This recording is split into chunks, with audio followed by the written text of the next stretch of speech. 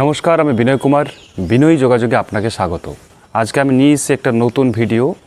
আজকে আমি বিশেষ করে হাতের ব্যথা দূরীকরণের কিছু ব্যায়াম দেখাবো।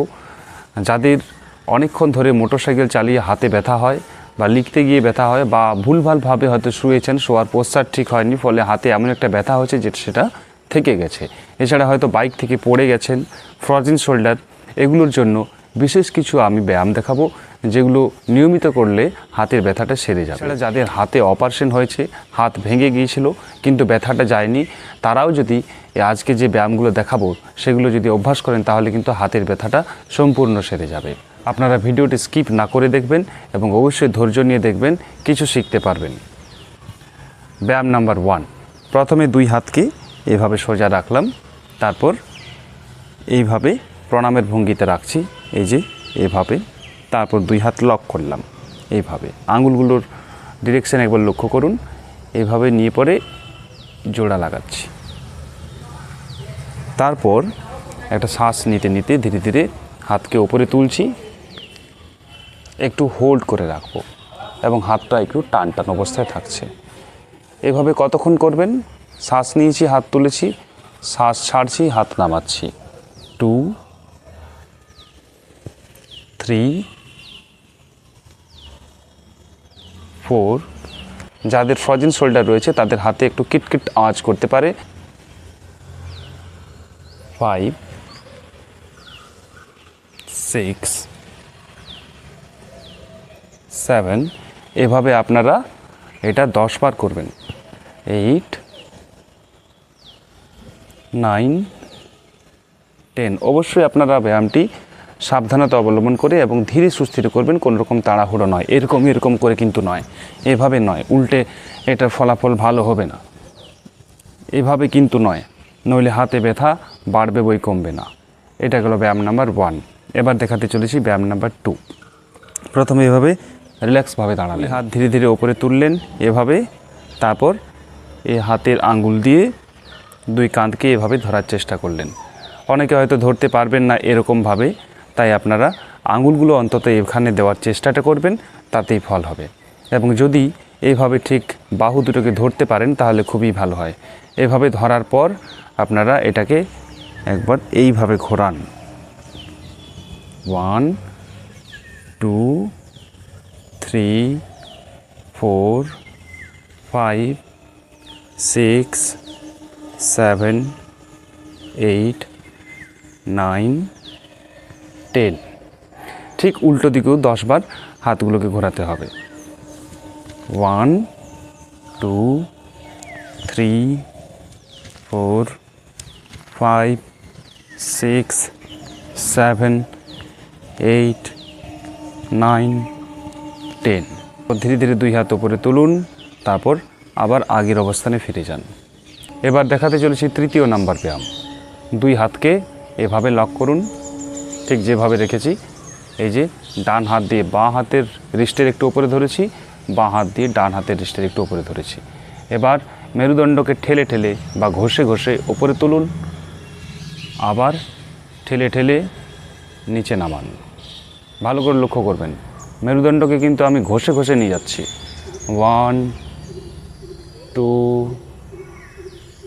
3, যতটা সম্ভব উপরে তুলুন। 4।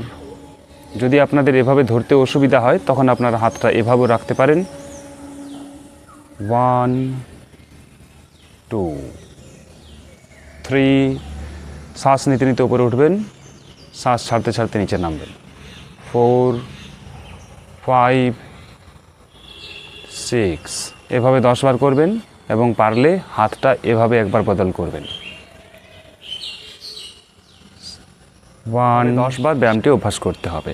এবার আরেকটা ব্যায়াম দেখাচ্ছি, ফ্রোজেন শোল্ডারের জন্য সেরা একটা ব্যায়াম। এগুলোও করবেন তার সাথে, তাহলে আরও ভালো ফল পাওয়া যাবে। দেখুন, প্রথমেই সোজাসুজি একটা দেওয়ালের সামনে দাঁড়িয়ে যাবেন, তারপর দুই হাতকে দেওয়ালের মধ্যে এভাবে রাখবেন। ঠিক আছে, দেখুন শরীর কিন্তু একদম সোজাসুজি আছে এবং হাতগুলো সোজাসুজি রেখেছি। এবার মাকড়সা যেভাবে চলে ঠিক সেভাবে হাতগুলোকে চালাতে হবে। কেমনভাবে? এইভাবে দেখুন, এবং যতটা সম্ভব হাতগুলোকে উপরের দিকে নিয়ে যাবেন। যেখানে মনে হবে হাতটা টান টান হয়ে গেছে সেখানে কিছুক্ষণ হোল্ড করবেন, তারপর আবার যেভাবে হাতগুলো তুলেছিলেন সেইভাবে আবার নিচে হাতগুলো নামান।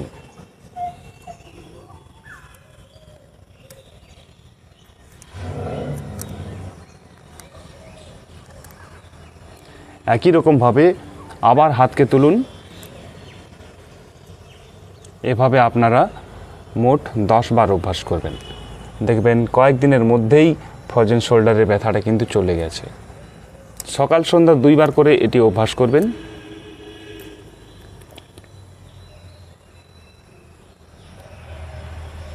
এই গেল আরেকটা খুবই ইম্পর্টেন্ট ব্যায়াম। এভাবে আপনারা সকাল সন্ধ্যা 2 বার অভ্যাস করবেন, দেখবেন কয়েকদিনের মধ্যেই কিন্তু ফ্রোজেন শোল্ডারের ব্যথাটা চলে গেছে। আরেকটা ব্যায়াম আমি দেখিয়ে দিচ্ছি। শুয়ে পড়বেন, লম্বালম্বি শুয়ে পড়ার পর দেওয়ালের দিকে হাত রাখবেন এভাবে, তারপর যে হাতটাতে বেশি ব্যথা রয়েছে ঠিক সেই হাতটা আস্তে আস্তে এভাবে 2 আঙ্গুল দিয়ে চালনা করবেন ওপরের দিকে যতটা সম্ভব পারছেন। তারপর আবার একই রকমভাবে হাতটাকে নামাবেন। এটা শুয়ে পড়ে করতে পারেন।